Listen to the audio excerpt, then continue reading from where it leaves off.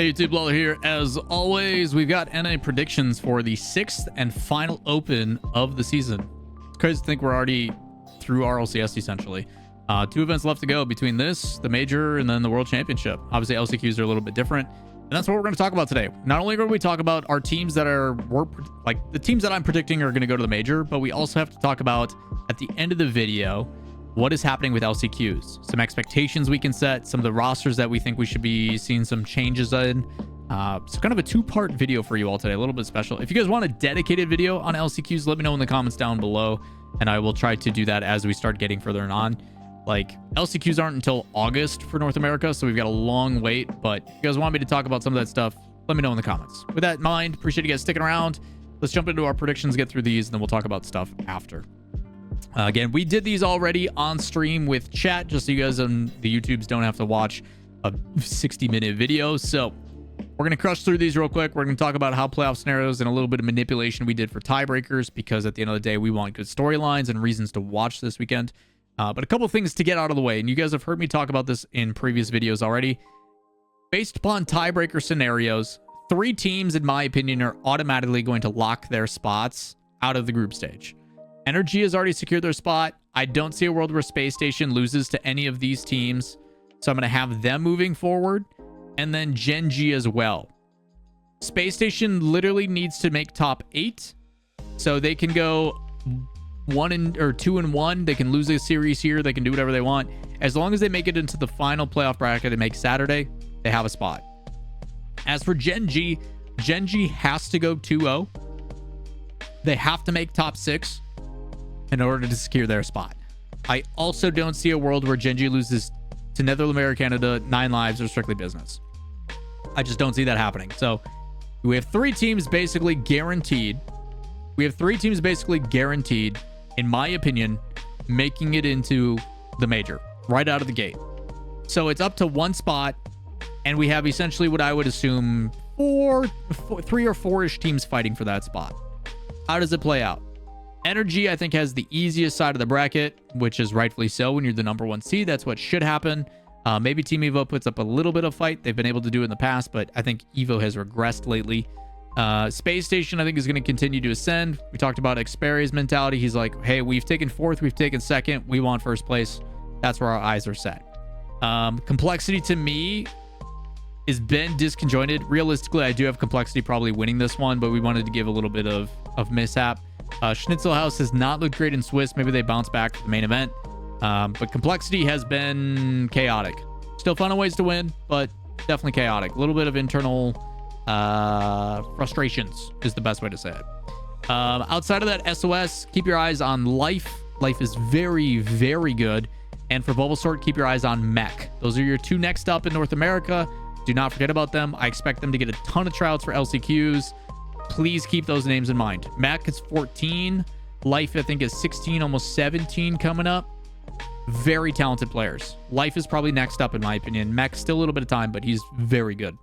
Outside of that, Schnitzel House, I do have beating over SOS. I'm going to believe in 2/3 with Line Blaze and those guys versus just Life.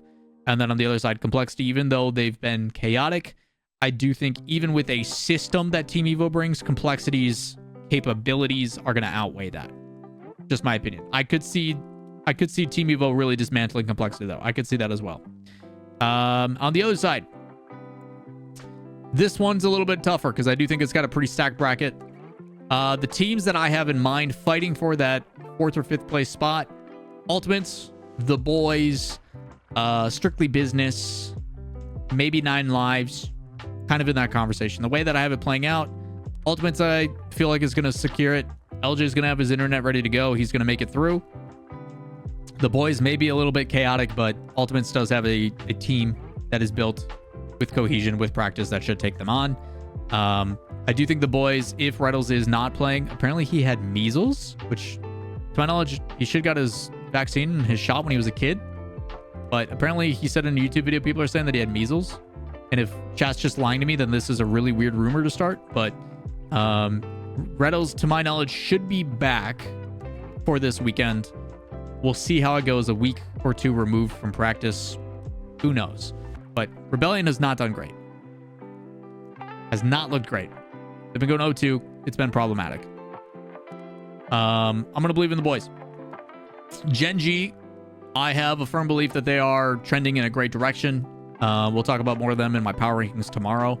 But I think Gen G is doing a really good job of controlling what's in front of them. I think they look solid. Justin, the guys look loose. They're having fun. And it's showing. I feel like Cheese and Magic Bear finally feel free for the first time in their careers. And are having a really good time doing it. So, Justin with the W mental. I hope to see them on land. As for Strictly Business and 9 Lives, this one goes back and forth for me. I've seen both sides of this. Strictly Business is coming off a 1-3, making it through Swiss this time. As for Strictly Business, they've made top 8s consistently.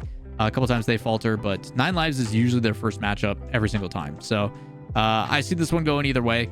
I'm not sure what to expect out of these two, but it could be a coin flip for sure. On the other side, and Lowers, deleted to me, I think is going to concede if Reddles is playing. And for 9 Lives, I don't see them conceding to Netherlands America Canada, even though Netherlands America Canada, now that I can finally say their name, has played upset in the past. Part of the thing that we did here is we did have 9 Lives initially winning, but that means Strictly Business can't make it and that they have to play each other. And I don't want the boys in Strictly Business to play each other. A little bit of bias there, a little bit of bracket manipulation, but it's my bracket. Get over it. These are my predictions. Selfishly, I want both of these teams to be fighting for a major spot, and we're going to keep them alive because of that. I do think the boys has some chaotic energy and can take down 9 Lives. It just depends on how this one goes. Realistically, I would bet on Hoxer and Chicago, but we'll mix it up a little bit this time. And then for Strictly Business over Rebellion, I don't know how this one goes. Historically, Rebellion has not looked great with Reddles, so I'm going to choose Strictly Business. I'm going to believe in the EU lads. Eris, I do think, has been actually a great addition for their team. I think he's been very impactful on offense for them, so good addition, chance to prove something. Again, a lot of these players are still looking for that next step, and we got a long offseason coming ahead, so you got to put everything on the line. As for the playoffs, what does that mean? In our uppers to start off, Energy versus Gen G. I like where Gen G is headed, but I still don't know if they have it in them to take down the big dogs. Energy's last week specifically looked really, really good, so we'll see if that continues. And for Space Station Ultimates, between both of these, I think it's a coin flip. I think Ultimates probably can win that one, but this is like a really big deal for Ultimates. Ultimates winning this, the top 6, the point differential, direct competition in their way. Space Station's already locked in. Maybe they ease up a little bit. If I'm a betting person, I don't think Xperia is letting them take the foot off the gas. This could go either way. This is a really fun match. This is probably the match of the day on Saturday. We drop down to lowers. We got Complexity and Strictly Business. Complexity fighting to stay alive. Part of me has this going, and I have the boys winning over Schnitzelhaus. I do think the boys a little bit more experience in regards to high pressure situations, even though it is a chaotic team. They've been there, done that for a while. To me, you've got 2 people just going absolutely psycho, and then you have 1 in the back supporting them. If these things happen, we then have a tiebreaker here for a chance to go to the major, which is really, really cool. If we're being really cheeky, then we have Complexity and the boys both win, and then we go here, and then all of a sudden we get more tiebreaker situations. I don't see that happening. I do think Gen G is going to take down Complexity. I think Gen G has been pretty dang solid, and the Ultimates should take down the boys. Part of me having it this way as well is because for LCQs, I do want the boys in the LCQ. I know that's a little evil, but to me, they're the epitome of chaos embodied. They are a team that will play upset. They will cause a lot of frustration. When you're nervous and you know everything is on the line, the last team I want to be playing is a team like the boys. This is like former Oxygen. This is like when Archie and those guys got, 8 teams from MENA turned down their invite to the World Championship, and Oxygen gets to come in through lowers. I don't want to play that team. I want nothing to do with them. I hope they're on the opposite side of the bracket. I don't want to even begin to deal with them because they are a team that is very threatening, and when they've got nothing to lose, they're terrifying. So I want them to be playing an LCQ simply for that narrative. I also think there's some talent on the team that can maybe go elsewhere and see what they do if teams reform. As for Complexity, I will talk about them more at the end. As for Space Station Gen G, again, similar. Anytime we get to watch these two and these two play, same thing if Ultimates and Gen G play. Very happy to see that. I don't know how these are going to go, realistically. I think Space Station has a motive. I think they are definitely trying to get back to that grand final. I think they're trying to prove that they are capable of beating the top dogs, similar to what we just saw Dignitas do. I think they're capable of it, but they've fallen short. Here's another chance to change that. As for Energy Ultimates, I think Ultimates is good, but I think Energy is on one. We've seen historically FK shut down NRG from getting the 3-peat. I don't think it's going to happen this time. It's going to be Space Station. We've seen Ultimates beat and then go to the grand finals, and LJ hasn't been able to get the open win. But we did a coin flip, being honest with you guys. I didn't know who to pick for this one, just because realistically my brain and my heart says, well, my brain says Energy, my heart's like, you know, give it to the young kids. We did a coin flip. It was 3-1, and then Energy started to make it back, and then Space Station closed it out. So that's what we've got. What does that do for the points? What does that do for the actual rankings? And I think some good narratives here. Our 1st through 4 seeds would be Energy, Space Station, Gen G, and Ultimates. To me, that is the 4 best NA consent. I think that is the 4 most complete rosters we've seen out of NA. You've got Energy, who is arguably a top team in the world. Space Station, young talent. We've seen them do very, very well because for some reason young kids don't understand consequences and the weight of their actions.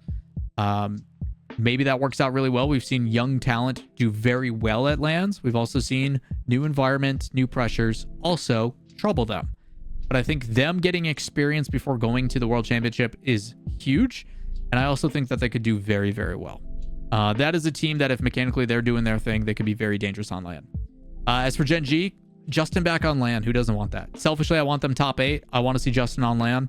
I would love to see him play in front of a crowd. It hasn't been since RLCS 21-22 that he's been to LAN.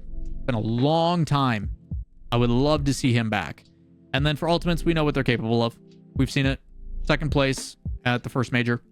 But what that does for points current standing is your 1 through 4, which I think is fair. A little bit of a slow start, ramping up. Has been pretty stable throughout. And then your peaks and valleys. I don't think that's a bad thing. What does that mean for the rest? All of these teams should be subject to change. All of these teams should be discussing what are our next steps going into LCQ. We've got 2.5, maybe 3 months, give or take, to figure out what it is we want to do. Let's talk about some of the talent. CRR and Diaz.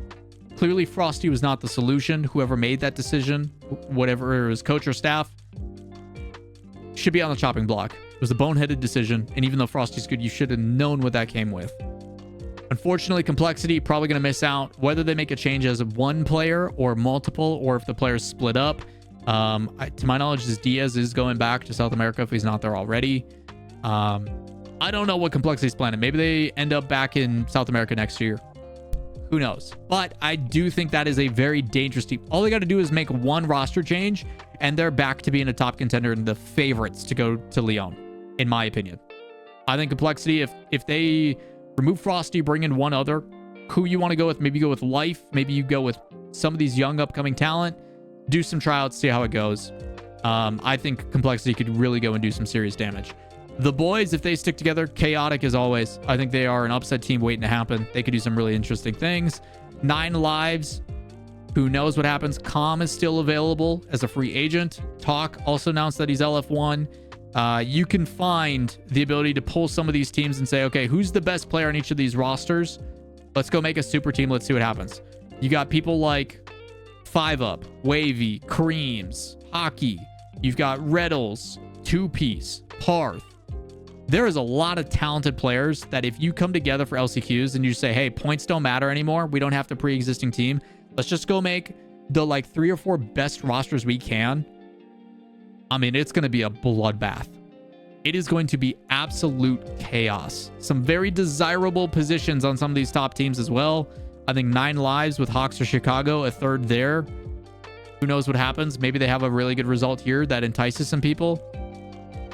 There's some interesting results that could be happening, and then we've got to wait a long time until we get to see them play out. So, again, a lot of talent still in NA. Just got to find the right pieces to give yourself one last chance. LCQs are going to be crazy. Either way, that's what I got for today's video. If you guys have any additional questions, comments, concerns, or if you would like a more detailed version of LCQs, I will be doing a video for LCQ breakdown, how it works, what it is, after all of the events wrap up. So probably in about 2-3 weeks here, we'll probably do that. But if you guys have any questions in the meantime, let me know in the comments down below. And while you're down there, if you enjoy the content, like, subscribe, notifications, hang out with us on Twitch, twitch.tv/Lawler. We'll be doing watch parties and stuff for the remainder of the split. Maybe some team stream stuff coming up. Who knows? But that's going to do it for today's video. We'll catch you on the next one. Peace.